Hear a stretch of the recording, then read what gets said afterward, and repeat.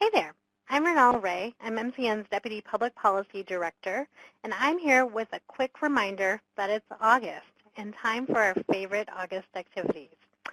These include heading up north and relaxing on a beautiful lake, and using our voice and stories to advocate for the things that we care about. There is time and space for both of these activities and probably some back-to-school shopping as well. August is also a time when Congress is in recess and the delegation is at home. This is an opportunity for advocates to focus the minds of congressional members on the issues that are important to them and to build the relationships to help advance your mission and cause. So what can advocates do? Here are 4 strategies that you might consider taking on. First, schedule a meeting with members of Congress or their staffers.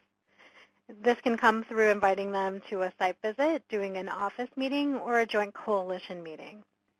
Some tips for success for office meetings include sticking to your agenda. Know what your purpose is and don't ambush your member with other flashy or controversial issues. Send any written materials to the member's office ahead of time and bring along printed copies with you. Make sure you know what you want to ask and make sure you make that ask. And then finally, follow up. Answer any unanswered questions that might remain. Secondly, make sure in the month of August you attend a Coffee with Congress or another public forum. Coffee with Congress is a series of events brought to you by the MCN and the Minnesota Council on Foundations with the United Ways that is geared to a nonprofit and foundation audience that gets you in front of specific delegation members. We've got a few Coffee with Congress events coming up. First is August 21st with Congressman Emmer up in Blaine, and the other one is on August 22nd in the morning up in Duluth. There's more information and registration information at our website. For when you attend Coffee with Congress, here's some tips for success. Have a few questions ready to go and make sure you ask them. You might not be satisfied with the answer, but be persistent and polite and maybe follow up with a staffer and introduce yourself to staffers that attend the event as well. And then afterwards, gather your allies together and share the information and messaging that you picked up. Third, you can write a letter to the editor.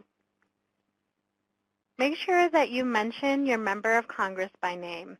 While members are at home, they're going to be paying extra special attention to their local papers, and their name will get their attention in the morning news clippings. Make sure you're concise and on topic and obey the word limits. That gives you a better chance of getting actually published. And then consider writing a letter to the editor, not just asking for support on an issue, but thanking a member for their support on an issue you care about. And then finally, sign on to a letter. Let somebody else do the work, right? When signing on to a letter, consider that this is an opportunity to build relationships and organizational allies, that the numbers matter, and lending your organization's name to a letter increases the chances of a member actually paying really close attention to that letter.